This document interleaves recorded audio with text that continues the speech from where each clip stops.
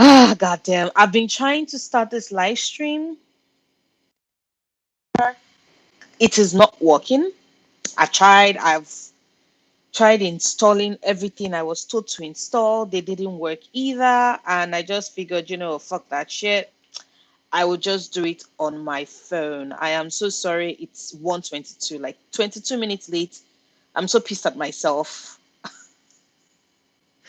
I downloaded two apps and neither of them worked. So it's weird now asking because I'm certain practically everybody's gone.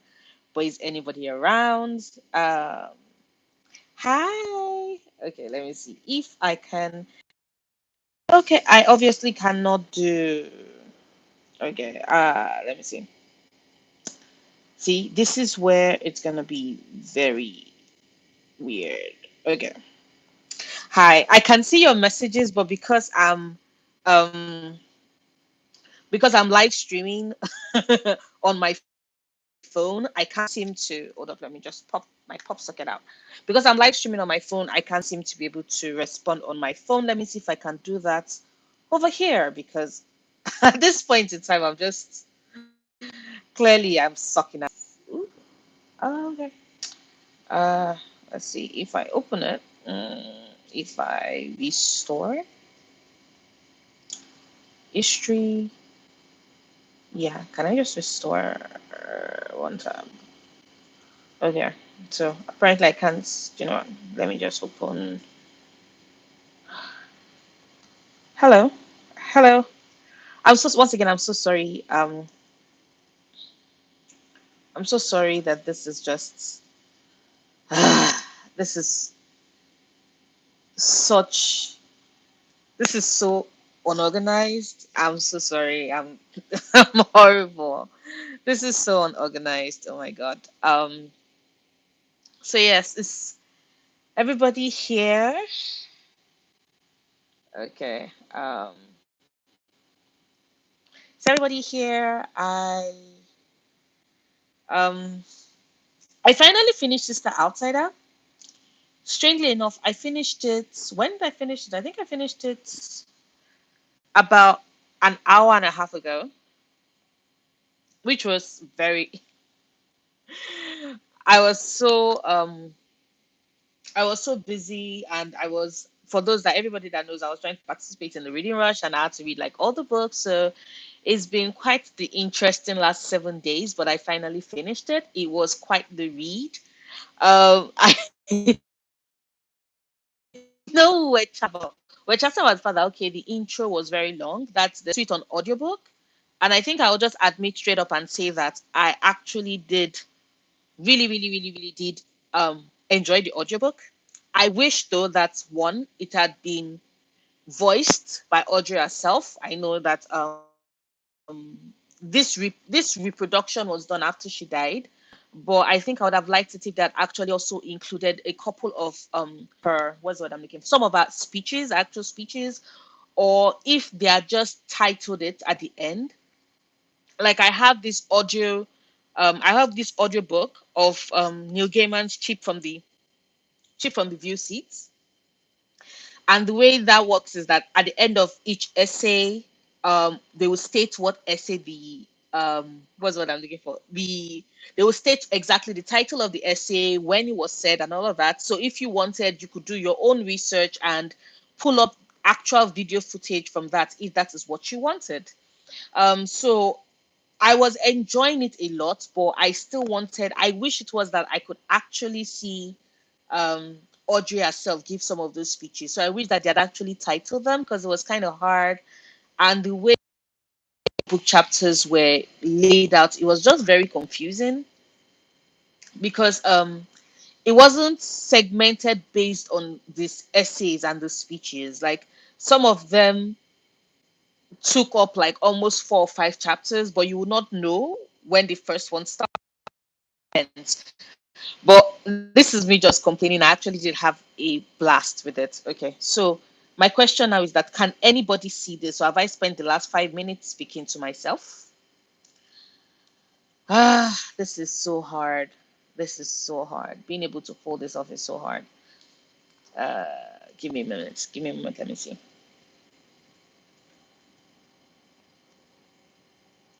Okay. I think uh okay. Okay, let's see.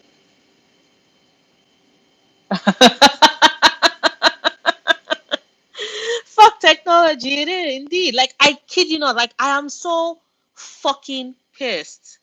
I downloaded like three different fucking apps. Three. Ugh. I had tested one like 2 days ago. Oh, thank you. Thank you. I see that too. Hi. I tested it like 2, 3 days ago, which was so annoying, and it was working perfectly well. And then today it knew I wanted to start my live show and just decided to fuck up. Clearly it's biased. Clearly, like technology has something in for me. Okay, oh my god. Shit. I can't believe it took me this damn long. I don't know what I was thinking. I should have just started my, let me see, because I'm trying to see if I can just use books. Because holding this for like the entire duration of the live chat might just annoy me. So sorry if I seem distracted. I'm just trying to get books that I can use. Um okay. So let's see. If I put this, does this work? Okay. If I move back a bit, does it work? Yeah, okay. Much better. So okay. Hi, hi, hi. I guess we should start talking about Sister Outsider. Actually, no, let me first start talking about the FuckAthon. How has it been going? Today is the 20. Um, it depends on what part of the world you're in, but in my part of the world, it's already Sunday. It's nearly 1:30 a.m., so it's the 28th. We have roughly about 4 or 5 days, give or take, before the end of the readathon. And I was just wondering, how has it been going for you? Have you been having a blast? Has there been any books you really enjoyed?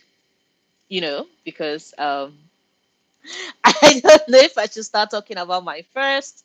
You know what? I'll start and then eventually um, you can put in your thoughts. So I think my favorite book of the readathon so far, interestingly enough, is probably um,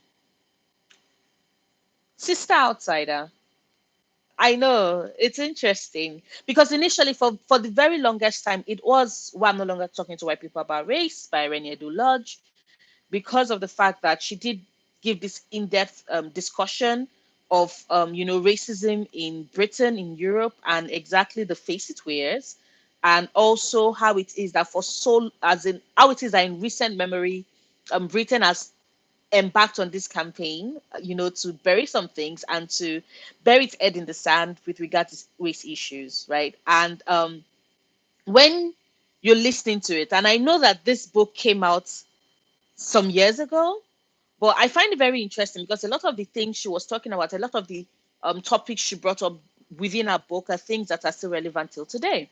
And I found it very interesting to see that perspective, especially also because when we talk about race when we talk about race, right, it's usually about America.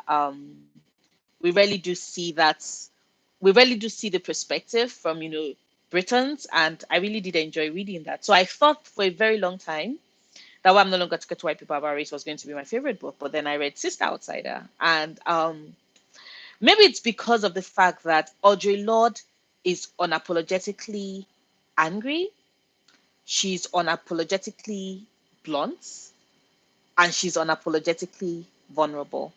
Maybe those are the reasons why I really, really, really did enjoy that book. You know, so I think I'm going to take a page out of Audrey's book, and let me see. Hold up, let me. Okay, sorry.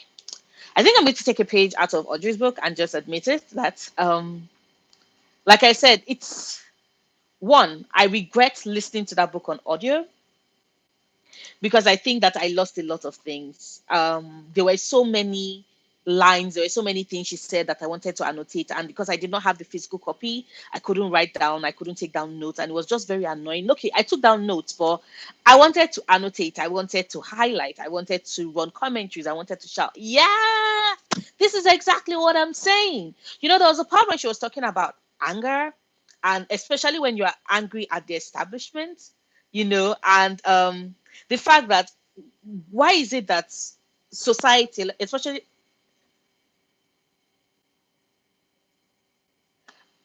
thank you. That was exactly the point. That was my plan. A lot of the books I read by accident this month also fit into the FuckAthon. So I think I might use that. Don't tell anybody, but I think I might use that to cheat, because it makes a lot of sense. Like, think about it.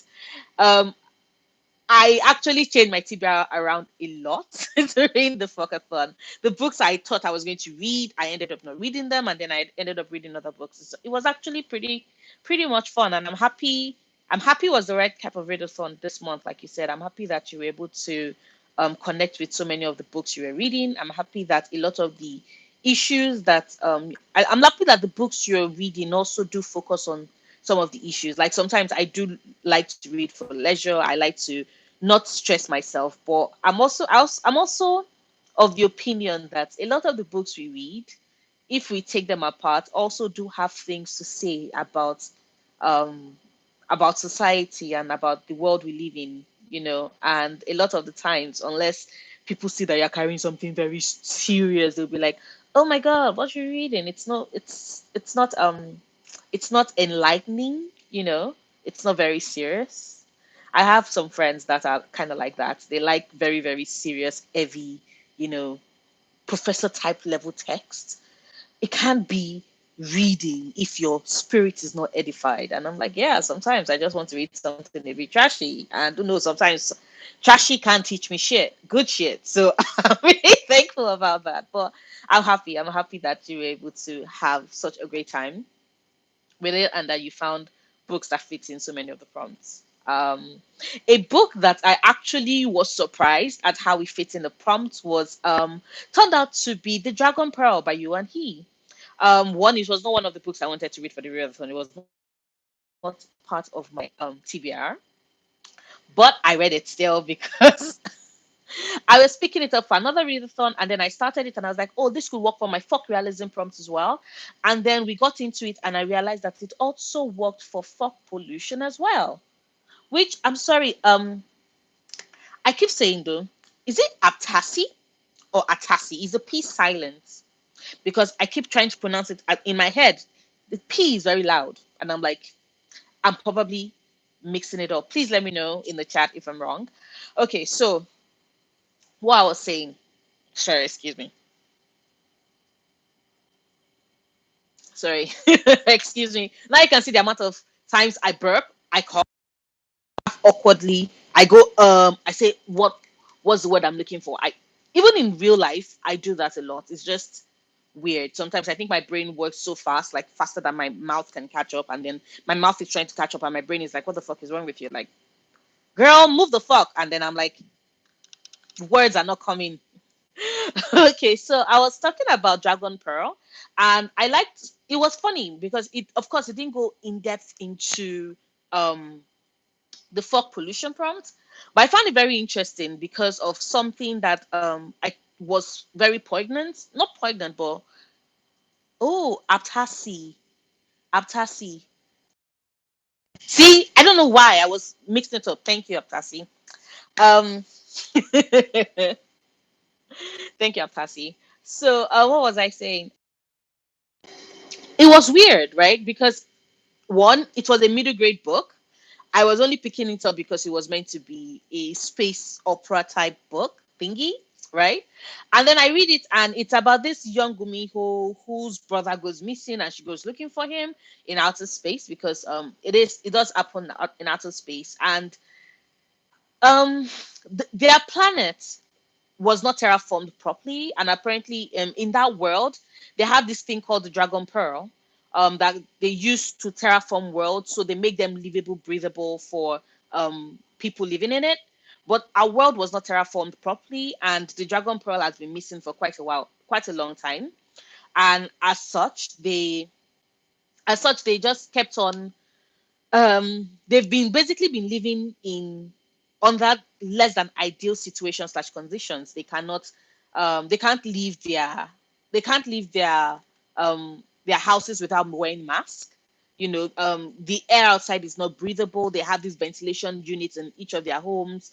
Their soil is not producing anything edible or livable, actually. So it has kind of been, it's not been the most pleasant of experiences for them living on that planet. And when it is that she does, because spoiler alert, she does get the dragon pearl,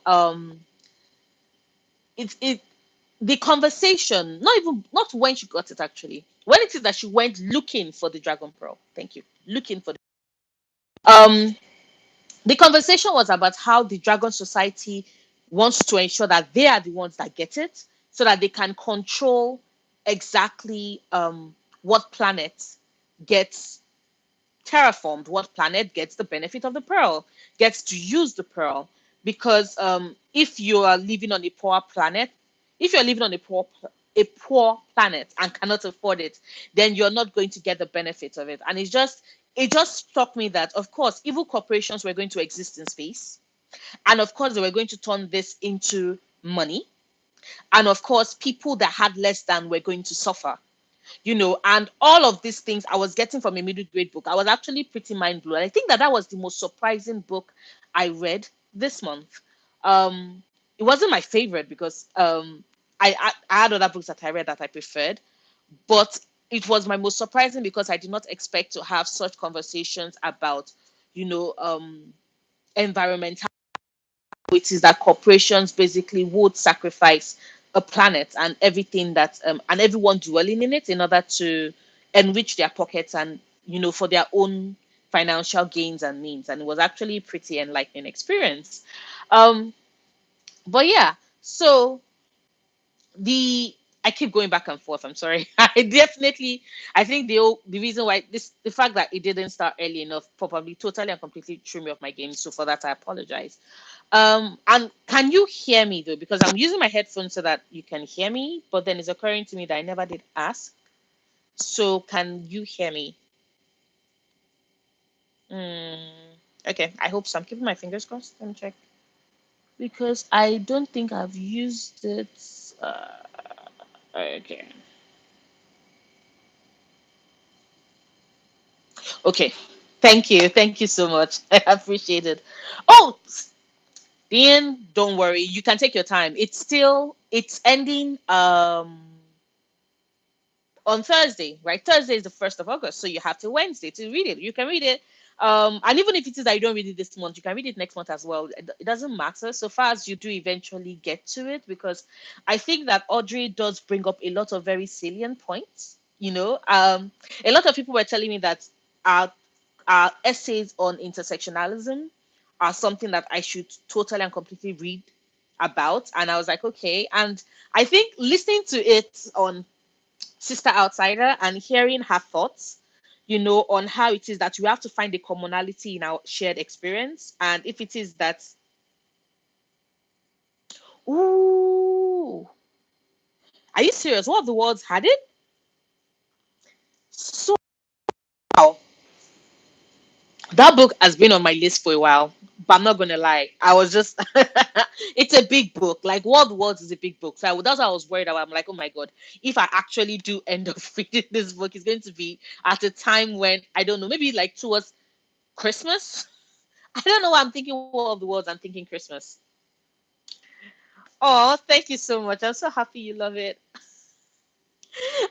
It was crazy. It was one evening I was just sleeping and I just had the idea. I'm like, oh my god, I totally want to do this with a fun. And yeah, I'm sorry. It's not been the most organized, because this is my first year and I'm trying to get a hang on how it works. But I have plans to, make it better. So be way better than this and way more organized. But yeah, thank you so much. I'm so happy you're liking it. Yes. So I was talking about commonality. Yes, the commonality of our shared experience in Sister Outsider. And Ojolo was talking about the fact that if it is that you cannot see yourself reflected in other people, especially, for example, if you're a woman, if you're a white, if you're a feminist, but you're not thinking about, experiences of Black women, of women of color, of those who are poor, of those who, are of another sexual orientation, then in itself, you are doing yourself a disservice, service, you're doing your own struggle and your experience a disservice. And you know, saying that and giving an example, for example, of a feminist conference where women of color were still banned from going to because they said they could not. So um, it is, even though a lot of them really couldn't afford it, they were poor, and for you not to be able to make such allowances, for you not to make your space that open for everybody to be a part of it, then yeah, you're not considering that shared commonality. You're being a part of the system. You're being a part of the problem. You're being a part of the problem. So, yes, please. Really? Wow. Okay, so the Martians did. Oh, so are you serious? Like,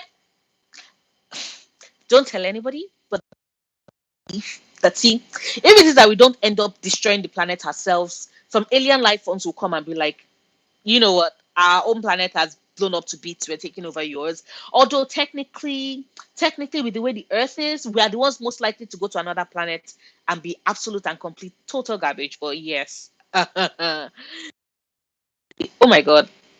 Definitely interested. Oh yes, I'm doing it, definitely doing it next year. I don't know if I'm still going to be doing it in July though, because I definitely think having a lot of readathons this month made it was kind of weird. But yes, I'm going to be doing it next year, and I'm probably going to make the announcement for it in next year's FuckAthon. I'm probably going to make the announcement early. I'm going to try and announce it like maybe 3 months or 2 months to when it's starting, and then just like keep doing reminders and everything just to spread the word so that everybody gets it and can participate in it. But yes, thank you. Oh, I'm so sorry. I'm sorry you found out last week, but I'm sure that some of the books you've read this month might have even actually fit in one or two prompts. So who knows? You could just it doesn't have to be like a conscious. This is my Focus-on TBR. A lot of the books you've read fitted. It was what I was talking with about Asi about. God damn, it takes a long time for words, Noria. It was what I was talking to Asi about the fact that or rather what they said about the fact that a lot of the books that they read this month coincided with the prompts. And I was mentioning the fact that sometimes it doesn't even have to be a serious text. Sometimes it might be a book that some people consider totally and completely inconsequential that has something to do with any of the prompts. So you could look back and see which of the books you've read this month that fit the prompts, because a lot of books did. Like, can you imagine? I was reading Harry Potter. I was doing my reread of Harry Potter, and I realized that, wait a minute, both Goblet of Fire and Order of the Phoenix also fit the fuck the patriarchy prompt. In fact, Order of the Phoenix really fits the fuck the patriarchy prompt. And I'm like, why did that skip my mind? So yeah, I've actually hit that prompt by accident. So see what I'm saying? You can just go back and see. Hi, Visma. Hi, thank you for joining. Exactly the end. Like, it's so funny that when it is that the women's right movement started, and when they were pushing for the right to vote in America, black women were part of that. We were good enough to be part of that conversation, and then um we started getting pushed out of that conversation. And now, when they are talking about the face of feminism in America, it's almost always white.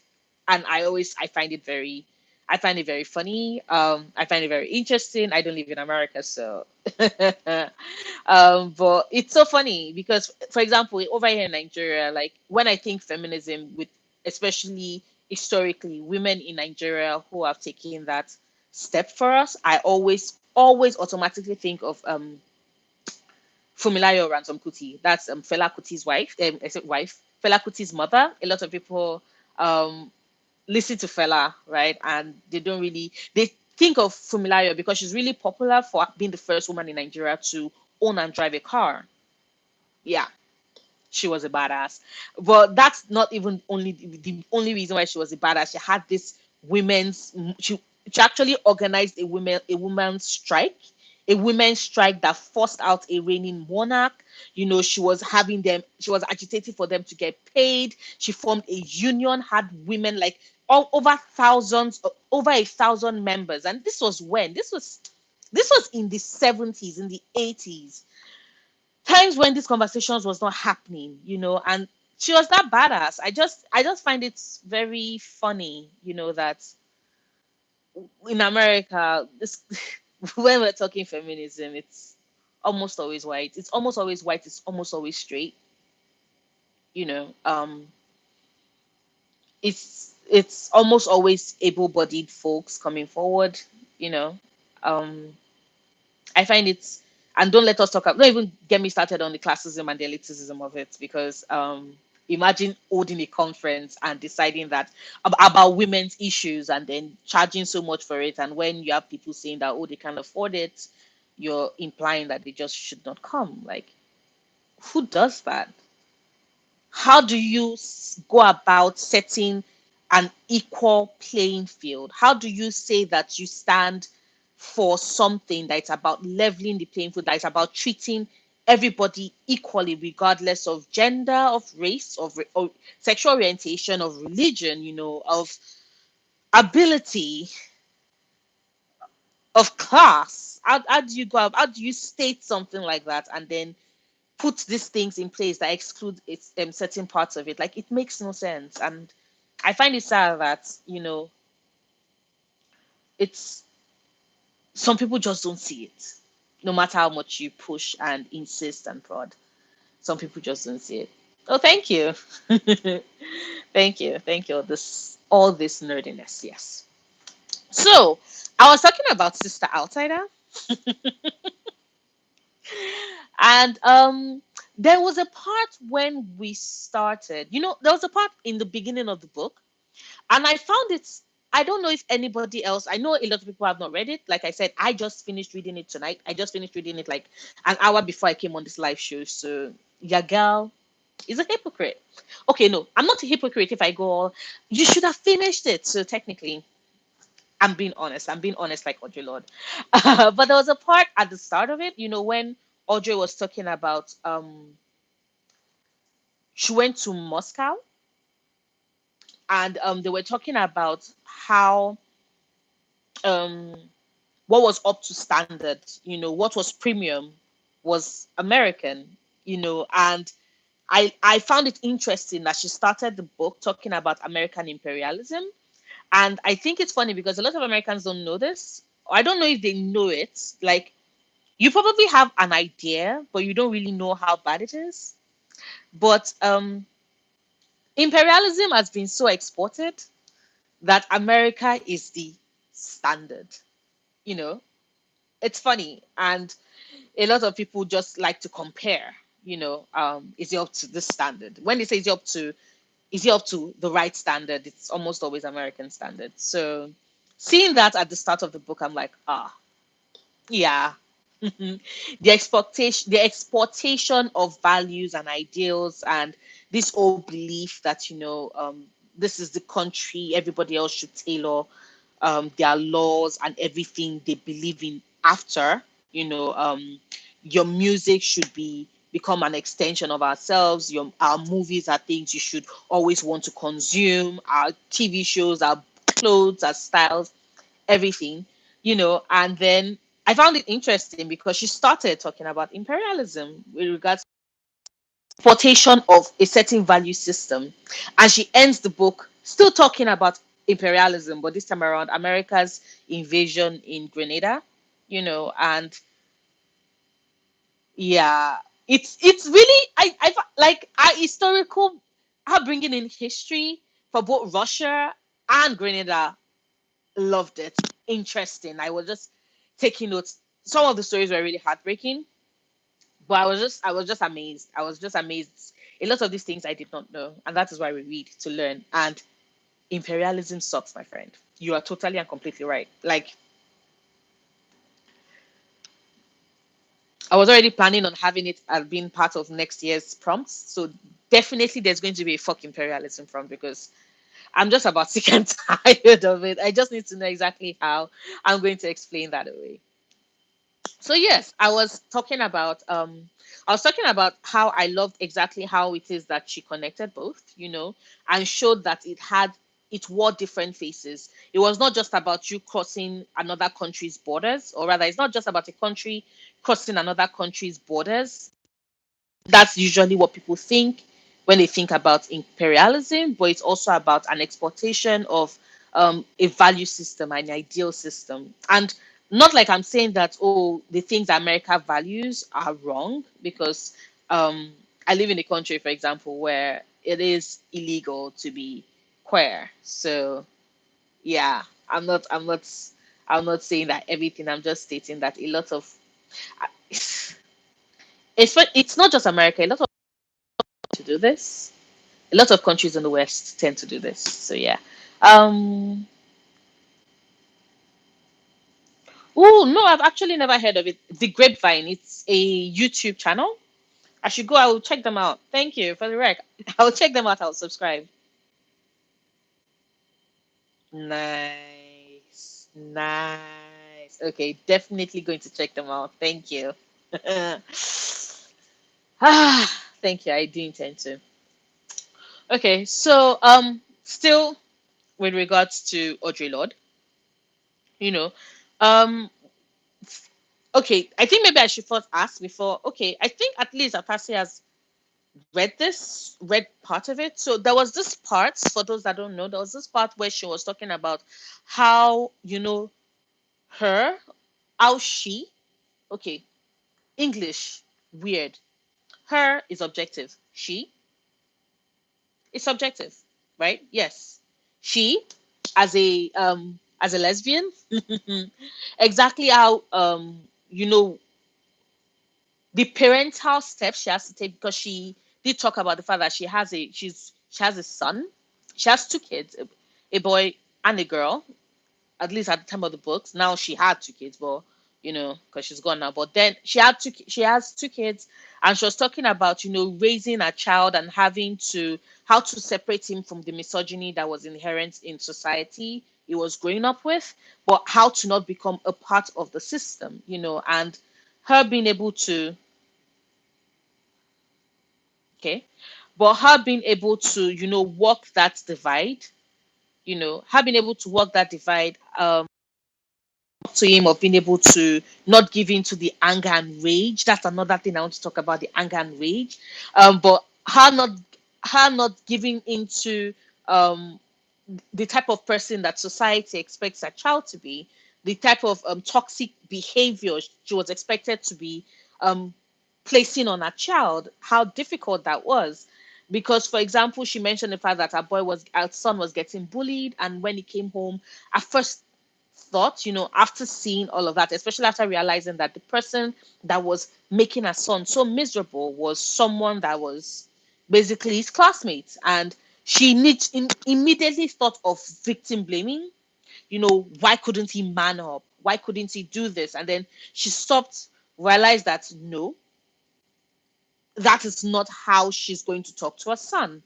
And also, two, she was bullied as well. She also had stories, and she had been so caught up in giving this perfect image of this person to her kid that she realized that he never really did know that part about her. And so she sat him down and actually admitted the truth that I have been where you were. I have also been bullied. I've also experienced this.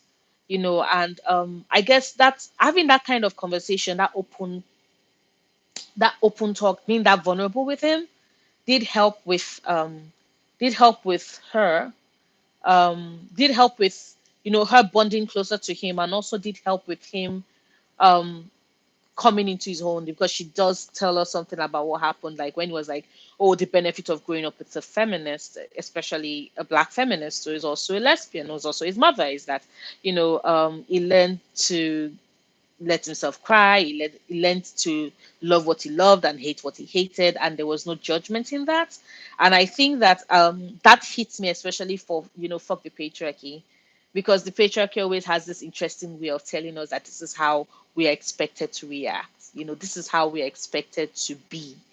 And I think that raising your Thank you. Did I tell you how I used to be afraid when I was exactly the line? I remember I heard that and I had goosebumps and I had chills. And also, I was in awe of this woman who was so vulnerable, who was so honest. And I was just like, when was the last time? Because I'm an only child, so I don't have a younger sibling I could have this conversation with.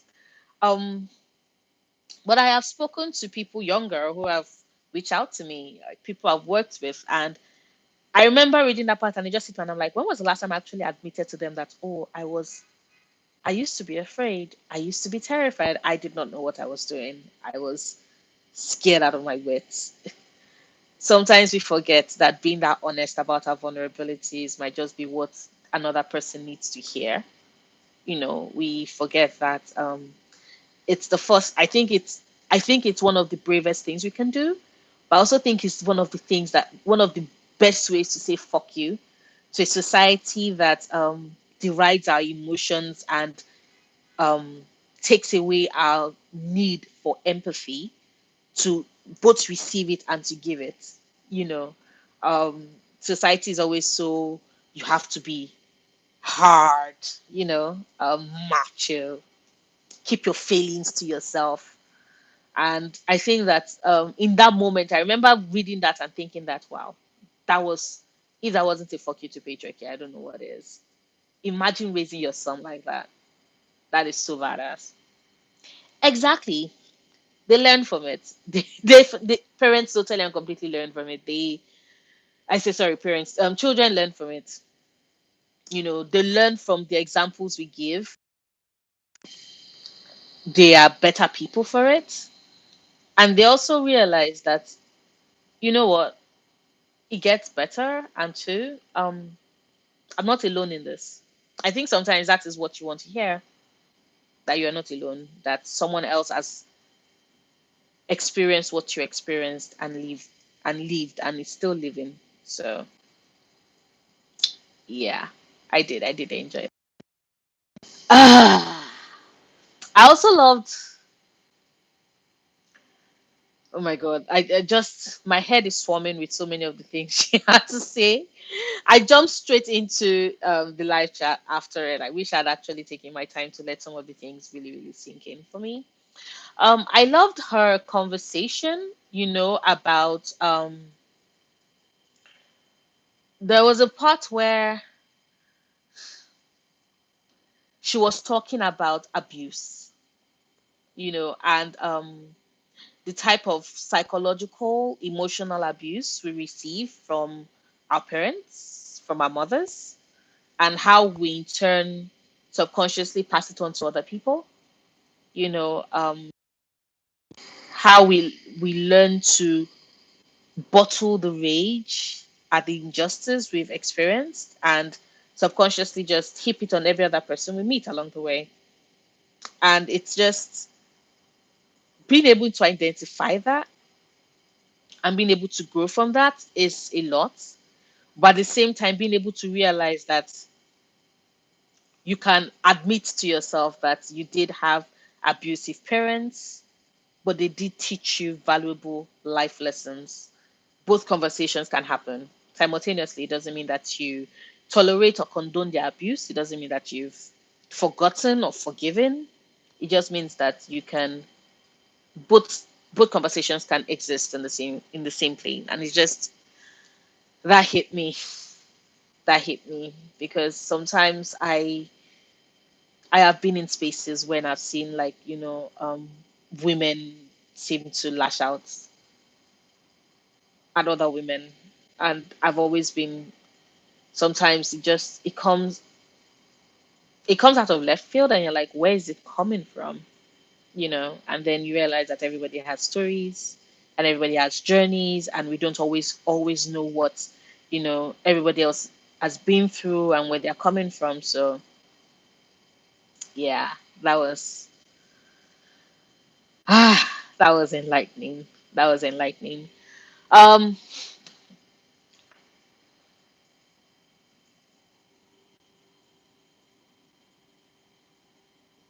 oh, you didn't get to that part? Okay. Oh yeah, you just It wasn't. She didn't go into details about the abuse, though. Yeah, she was just talking. I think that was what made it easy to for me to actually read through that part. She didn't really go into details about the abuse. She did mention, some of the questions. Just every time it got that far for me, she stopped. So that was how I was able to. That was how I was able to finish the book. But then again, that was for me. I don't know if it will be the same for you. Speaking of abuse, a book I read this one for the FuckAthon. I had the abuse that hit me solidly for most of the pages of the book.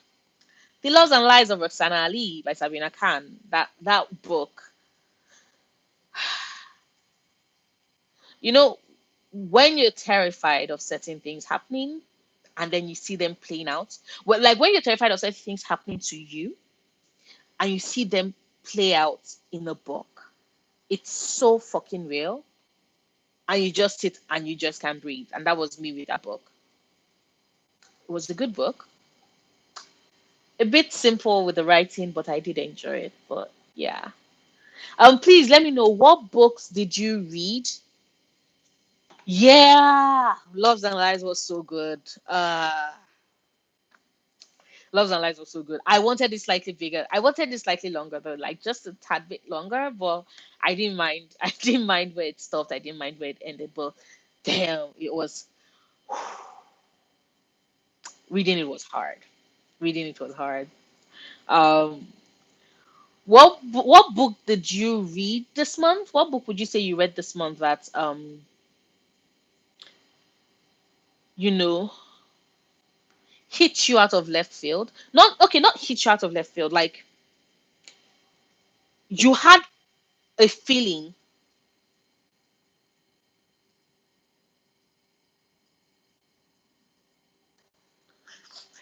I almost read it. Thank you, Diane. I almost read it for Asian readathon as well.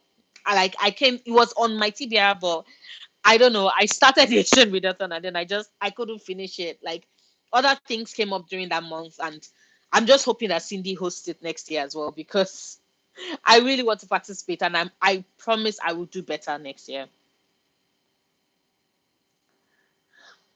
Take your time. Take your time at sorry. Take your time at Passy. Whenever you're ready, read it. It's good. I cried and then I was numbed out. I was numbed out. Like Loves and Lies of Roxana Ali left me so fucking numb. I was just sitting and I couldn't stop blinking. I couldn't stop staring. I was just like fuck. And there's this significant turning point that happens, especially when you get to the very end, the author's notes, and Sabina tells us what inspired that incident. Was heartbreaking. Oh my god, are you serious? Cersei was that good? Oh my god, I'm reading it tomorrow. I'm reading it tomorrow. It's meant to be the last book for the reading rush for me, and also because Cersei is kind of old, so I'm using it for my fuck ages in front. Yay me! So because unfortunately, what to do? Like unfortunately, like a move bringing ice cream to the sun. I couldn't find it in any of my books physically. Read. I don't want to read it via audio because I have a lot of friends that were like, okay, yeah, trust me, Nora, you need to have this physically. So that's what has been breaking my heart for quite a while. I'm like, no, no. So I'm reading Cersei. Oh my god, Cersei was good. Cersei was like, this is making me so fucking happy. I can't wait to. Hoot. Oh. Okay. Did you listen to Hoots on audio or did you read it physically? Then I was at work when I was reading Loves and Lies of Roxana Ali, and just like you, like I had to put it down in certain parts. And the ceiling, my boss was like, "Are you okay? What is wrong? What is happening?" And I just like nothing because I was not about to go into details as to why this book I was reading was so real and completely wrecking me. Yeah, I was not looking forward to having that conversation with anybody in my office. But I had to close it sometimes. I had to breathe. I was like, you can't lose your shit. You have to work. You're like thinking about it again is just making me very anxious. It's a book I'm going to reread, but it's not a book I'm going to reread soon because especially I can just imagine reading it the second time and knowing everything that is happening and it's just going to hit you all over again. Like and then when you realize the layers of abuse and you realize that it's not just her, but it's almost generational. That's just not almost, but it was generational. Like that's hit. God. Okay.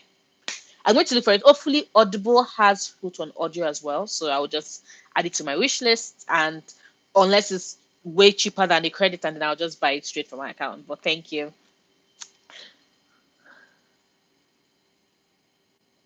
Ah, I read City of Brass like 2 months ago. I tell everybody like the start was very slow, but when things picked up with that book, I'm still in awe and wow, wow, wow. Yeah. I'm starting City of Copper next month. Yes, I'm reading it in August, and then we all know Empire of Gold is coming out in March next year. I have thoughts, I have opinions I want to see. Please, after see, let me know when you're starting. Anything, any form of support you need, I am here. You know, and if you need like recommendations for something very light and very fluffy after you're done, I am also here because trust me, the fluffiest, happiest romantic comedy, gay shit. Yes, just for show. I read Just for Show by Jay because I just wanted something romantic and gay and just happy and because I was heartbreaking and I was heartbroken and I needed that.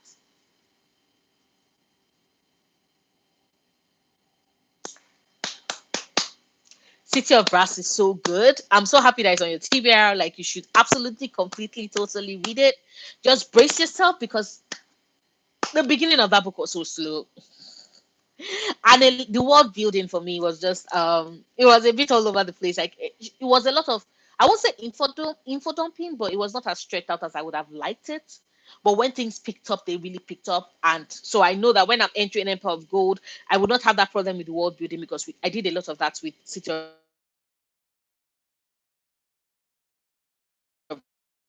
me now. So that is actually ooh,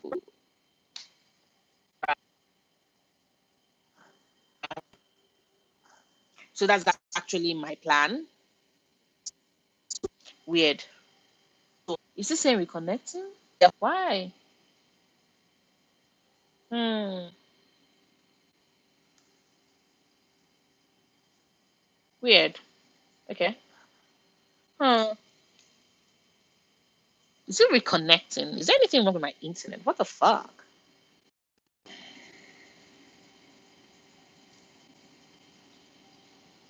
Am I? Right.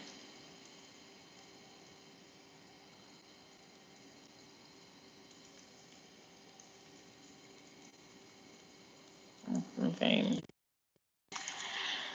Okay. Yes. So, oh, can you imagine? So why are they telling me reconnecting? Ah, the fruit processing the girl was creepy. That was so fucking ass creepy. I was like, what the fuck? What the fuck? But like, it made so much sense because I've watched the amount of Nigerian movies I've watched, especially with the possessing. Oh, she was possessed trope slash storyline and the creepy ass things that happen. Yeah, I felt that that was so fucking real. That was so fucking real. I was just like, what the fuck? What the creepy, creepy. Ugh. Oh boy. Okay. Yeah. The free possessing the little girl was just. Uh. But you know the funniest about it, I kind of called it because when Nari started with that stupid shit, I was like, this shit is going to bite this girl in the ass. Like, it's going to bite her so fucking hard because this shit is going to go. Like, I just knew it. I was like, it is going to go so bad, and she'll be like, fuck, I am so fucked. And I was right. And I'm like, see that, Nari? This is what you get. This is what you get. Oh my god. Ah. Okay, so what book would you say you read this month that was your comfort, was like your comforting type, was a comfort to you, right? Something sweet and cute and nice, because I was just wondering, because a lot of the things that happened, a lot of the books I read had really, really heavy topics, you know. So I was looking for something nice and sweet and slightly fluffy, and I found it with what they call it, Just for Show by Jay. It was this cute queer love story between these two women who were like, was who basically, okay, had this sort of contract. You all know what I feel about contracts. So they had this contract relationship thing, and it was adorable and so cute because she needed a fake fiance, and she hired this actress to be a fake fiance, and then, like, you know, attractions exploded and there was tension and shit. Like, it was slow burn. You could see their friendship grow and then become a relationship, which is always a plus for me, and I really, really did love that. I really, really love that. I dug it really hard. You should, yeah, and you should totally watch scary African movies. When I was growing up, I was such a big fan of them, but then it also meant that I never could sleep. So it was insane. Like, I would be terrified out of my mind, but I could not stop watching. It was just, and some of them are also like, the CGI for some are really, really bad, but the ones that with great CGI, fuck, terrifying. Especially the ones that, like, you know, mixing like mythology and witchcraft. Like, shit is scary. Um, You read Fist of Crows. Oh my god! Yay! Oh, that is so. I am so happy. I am so happy you read it. I'm so happy you loved it. Like, one of my favorite series. I love that book. I love that book. I love the dregs. I love every single one of them. Tazbreka would always forever hold my heart, and I'm so happy that you read it and enjoyed it. It's a great book. Great height. Like, the interaction and relationship and the banter and just the way Libadugo created that world and created those characters, and just, my mind is blown. I'm happy, so happy you read it.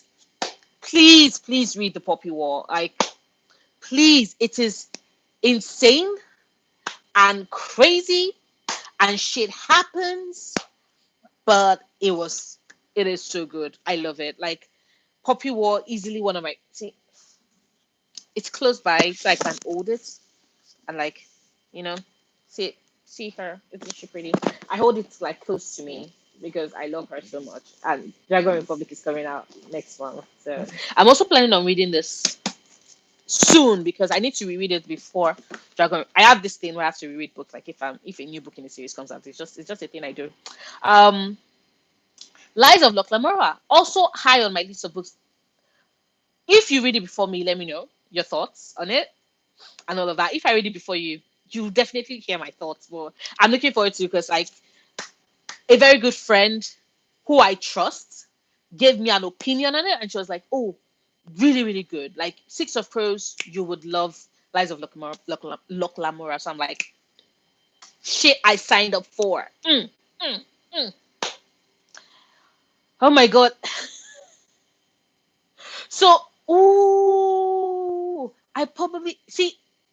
You just said elderly lady is up to no good, and I'm like, that does, like, I said it that it was going to be very funny and hilarious, and I'm so happy you enjoyed it, Aptasi. And it's definitely high on my list of. I might not read it next month though, because I have a lot of books. Like, I'm participating in two readathons next month, and then I don't even know if I'll be able to read it in September because I'm co-hosting the Monsterathon. So yeah, pray for me, but I would read it soon because I have plans. Definitely have plans. Um, but I seeing the kind of month you had, you should totally and completely stock up on everything fluffy. And if I see any other like fluffy recommendations for you, I will totally let you know because you deserve all the fluff in the world. Okay.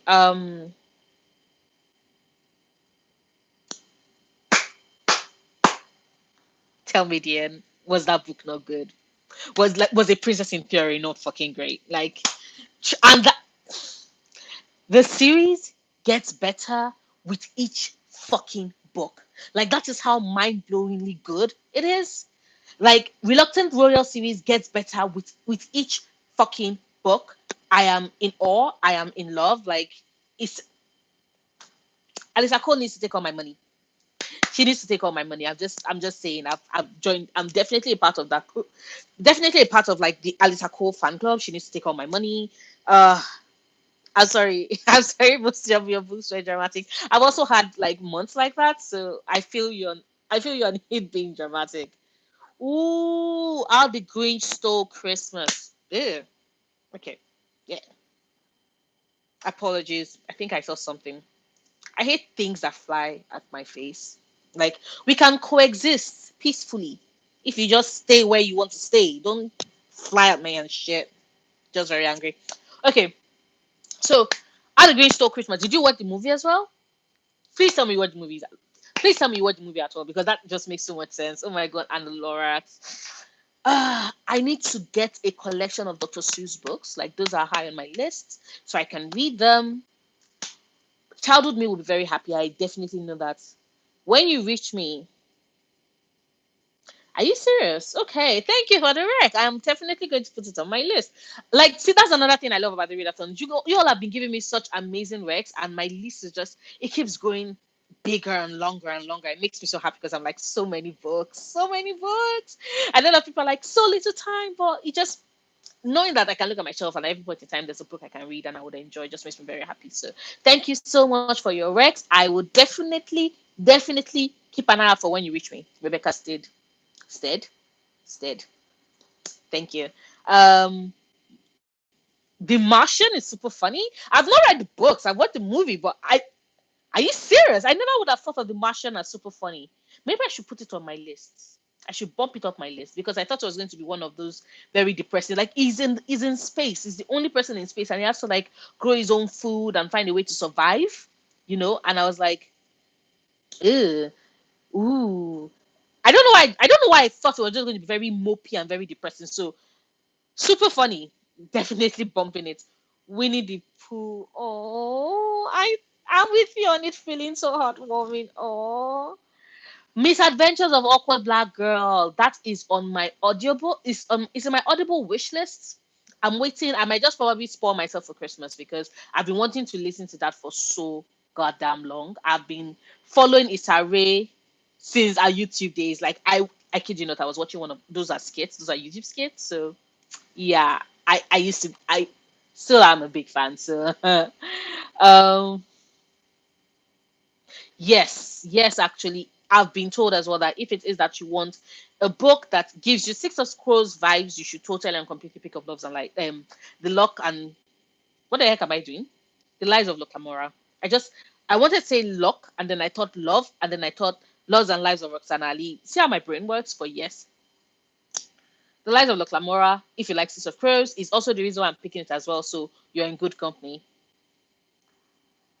Uprooted has a slow burn romance. Are you fucking kidding me? Why didn't nobody tell me that? Here I was pushing for spinning silver, but uprooted has a slow burn, and it's some good shit, isn't it?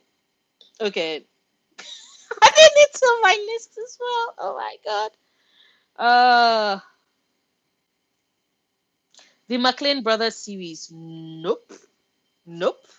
But you okay?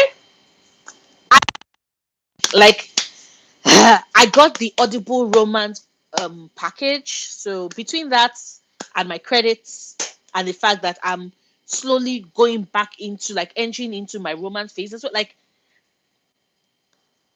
I have a lot of phases with regards to reading books. Fantasies. not a phase. That one is permanently a love of my life. It's not going anywhere. But I have been like going in and out of like different phases, and I've definitely entered my romance phase, and I'm definitely interested. So thank you for the Alexandra House. I saw it like naked men.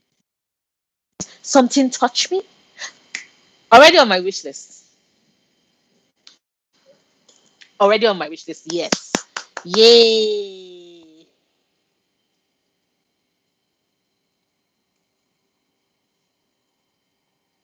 There's a hot love scene in Uprooted. Shit like this gives me joy. It makes me so happy. Oh my god. I'm so gonna read that book.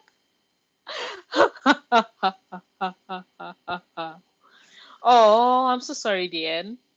Is it that you don't like fairy tale retellings? Because I think it's a retelling. I'm not sure what retelling it is though. Because I know Spinning Silver is Rumpelstiltskin, but I'm not sure which one Uprooted is. Or maybe it's just that you did not like Naomi Novik's writing, or it might also have been the time when you read it. So, oh boy.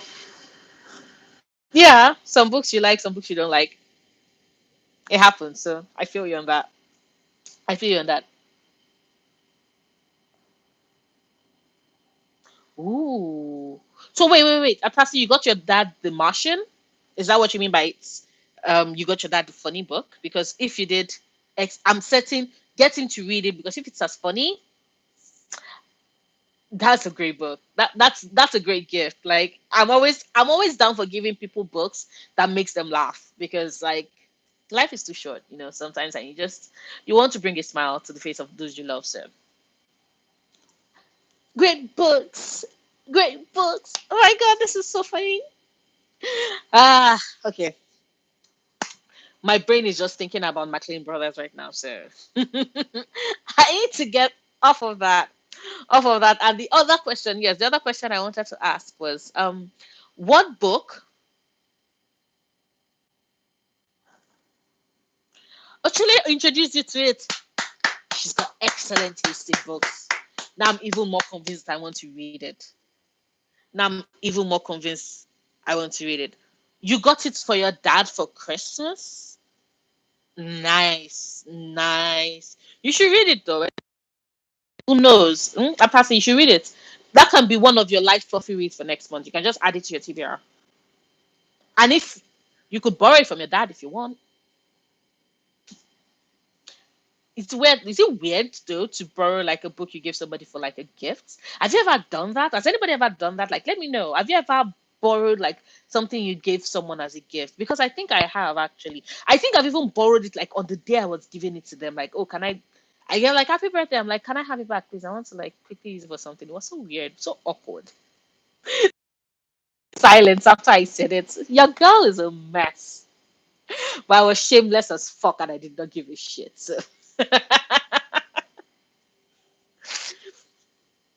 Yeah, there is that. Oh my god. Okay, yeah. So the question I wanted to ask: did you end up reading a book that surprised you by fulfilling like multiple prompts? You know, because I did. In fact, a lot of the books I've been reading fulfilled like multiple prompts, and I didn't know before I entered. Like not before I entered, before I started reading it. Like for example, I'm still reading On the Come Up by Angie Thomas.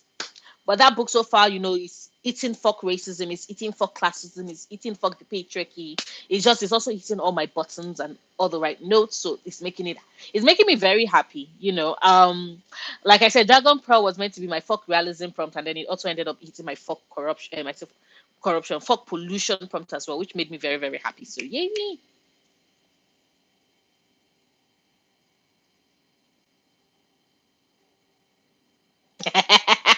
Glad to know I'm not the only person. Yeah, you should totally and completely try it.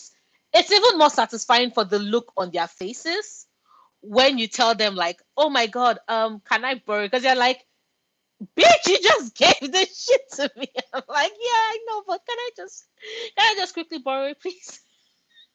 I'll give it back. Like you know, I'm not gonna take it if I just bought it for you. But can I use it?" I've done it. I've done it. Like,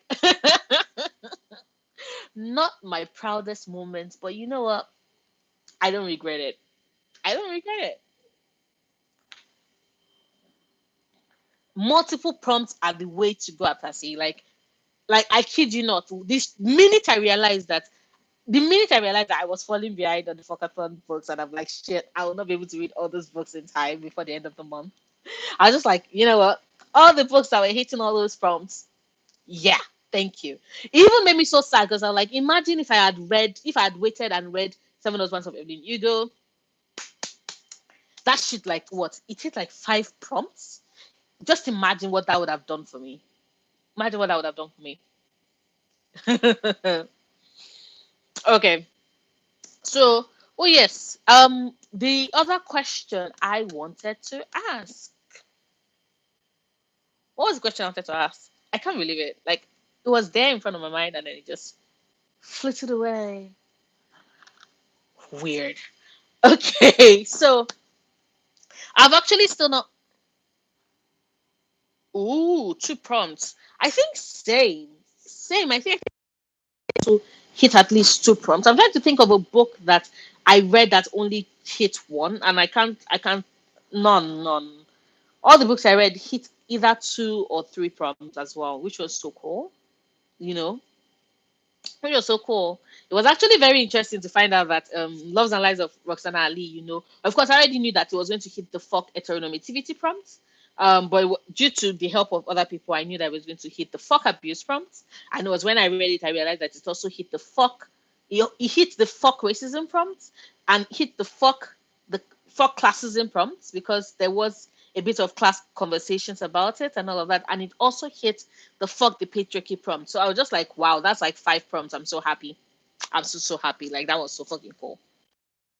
It's a good book. Still totally and completely heartbreaking.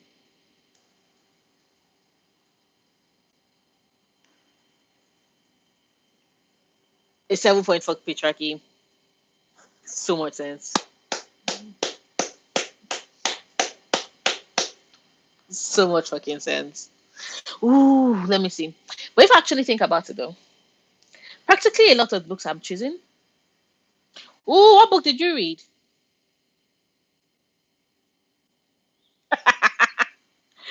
The Bells. I want to read it too. I heard that it is so fucking good. Like the premise already has me very intrigued. It already has me very, very intrigued. So I am so happy that oh my god, bumping it up. Any book that is that deep in saying fuck you to everything should be read and appreciated and enjoyed. So thank you. What book did you read? What book did you read that fulfilled nothing? Let me. I think.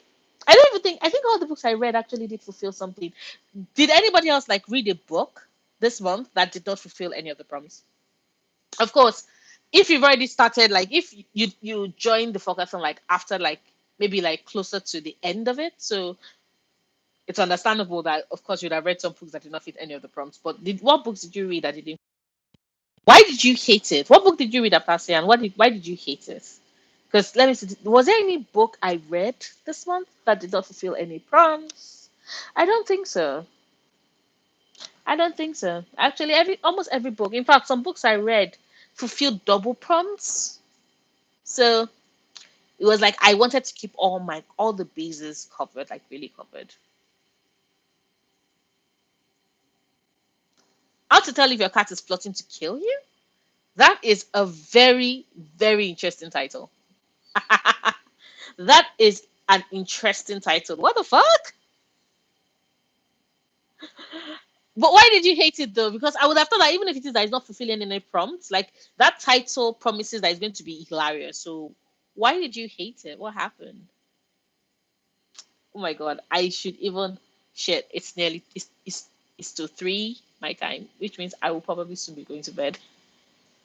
Oh my god. Ooh, so it was told from the perspective of the cat.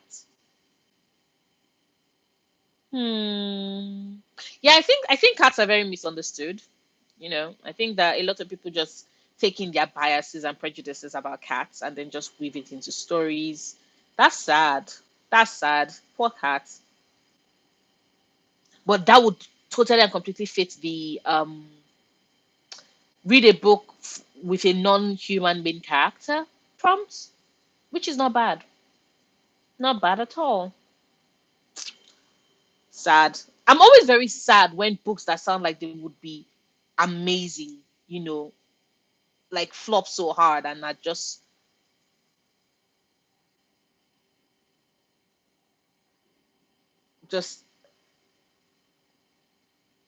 uh that is mean spirited. How do you make a joke about telling someone that they lost their job? Like that's not funny. That's not funny. I think I hate that even more. Writers who cannot tell a good joke and cannot weave a good joke into their stories, and like it's one thing for you to be, for you to be satire. It's another thing for you to just be mean. That's just mean. Not a fan. Not a fan at all.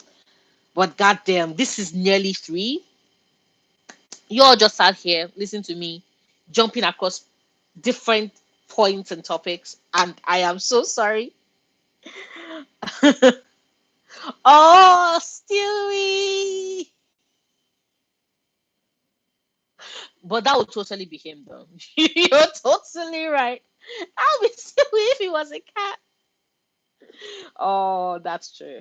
That would be so funny. But yeah, thank you so much. I can't believe it. Like you all stayed awake and you're keeping me company. Thank you so much. I'm so sorry. We didn't even talk. I didn't even talk enough about Sister Outsider, but I know a lot of you have not read it yet. So and I don't want to spoil it for you that much because it is a good book. So even if it is that you do not get to read it this month, you can read it at any point in time. I would recommend also getting a physical copy.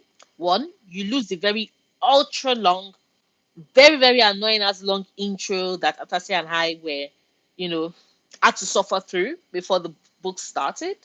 And two, there are a lot of quotes and lots of great lines. I think that you want to be able to like highlight and annotate. And if it is that you don't like writing in your books, maybe tab and just like tab along so that um you can keep those notes somewhere. You can just write them jot them in a notebook or something because it is that good. It is that good. Like I said, I love the fact that Audrey spoke extensively about a lot of things. About the fact that just because you're a member of a particular oppressed group does not mean that you cannot in turn, oppress another group, and does not mean that your biases cannot be used for you to keep the other group oppressed as well. So just because our shared experience as women and us dealing with misogyny does not mean that you in turn, would not contribute to racism or not decide that you do not want to talk about race and therefore would ignore the experiences of women of color, even though we are all talking about feminism. So we can have a shared experience about being all women, but being women of color, and it's the same thing like for like black men, black men, yeah, the conversation, the meeting point is we have similar experiences, but it does not mean that they are not sometimes given to misogyny. It doesn't mean that some of them are not given to misogyny. It does not mean that some of them are not given to homophobia, and being able to find a commonality in our experience and is the only way for us to move to thrive because, the systems that have been put in place know that the one way to get us not to work together, the one way to pull off the agenda is to permanently keep us separated and keep us at each other's throats. So either with threat of um, fighting for this person's agenda is going to take something away from you, or turning it into this big old competition. Like, okay, so a black man, for example, feeling threatened because he knows that this particular available job is only going to one black person. So, and he's going into that battle against a black woman, and the shared experience that of them, they are both being black, doesn't, you know, is really focused on getting the price, the final price. I love our conversation about class, about how it tends to separate us um, from spaces where we should all be in. How the poverty level can be very exclusionary, right? And the fact that you have to be able to understand and see that privilege. And when you're creating spaces, those kind of conversations, you have to make allowances.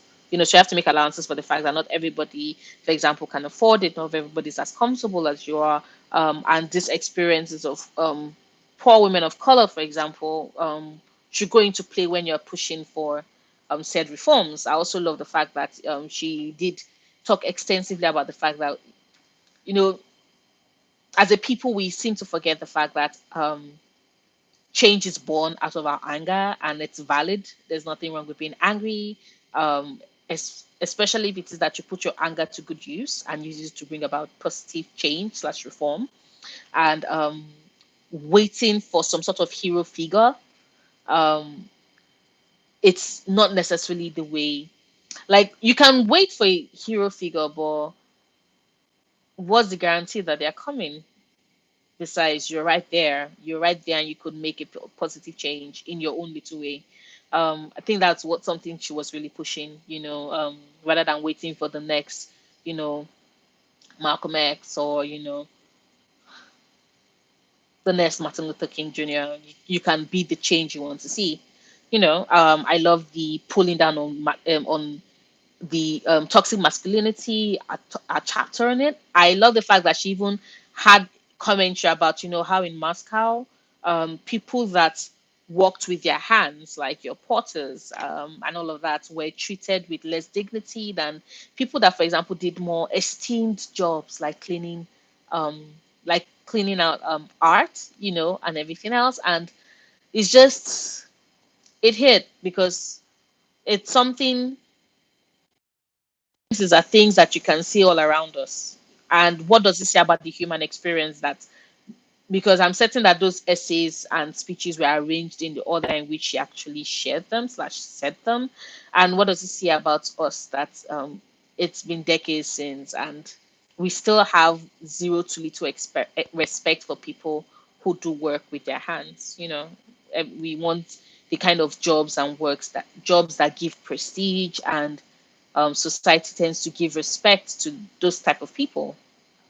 It's sad. It's sad. But um, I also love a bit about her owning identity, because that was something that she said people were trying to use to shut her up, you know, um, trying to use to hush her, trying to use to push her out of the picture and push her out of the narrative.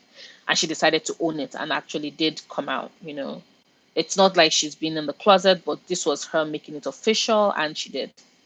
And it was badass. It was badass. I loved.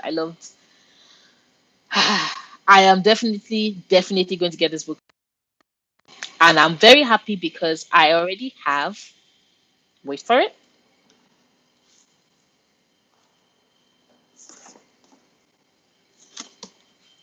I know he collected poems of Origin Lord, so I'm definitely looking forward to reading more of her writings, more of her poetry. But I had a blast. I had a blast, and I think that this is where I'm probably going to end. This I'm going to end the live stream because it is 2:40 a.m. and I need to sleep. And thank you so much for being here. Thank you for keeping me company. Thank you for being so patient with all the technical difficulties. I promise the next live show I have will be better. I will definitely check all of this, and I will find a way to make sure I can pull this damn shit off on my laptop, because like it's easier, like typing here and then coming here is just weird. But let me know if you don't mind. Well, I think I want to try out my laptop next time. I might probably do it because I think I'm going to host a Q&A. Yeah, I think I'm going to host a Q&A for yeah, probably in the next month, 2 months from now. Yeah, so we'll probably do a live stream for that. It's obviously going to be, hopefully it's going to be shorter, because this is long. It's hopefully going to be shorter, and I'll give you all the heads up. Thank you so much. Thank you so much for being here with me. I love you all. And I'll see you.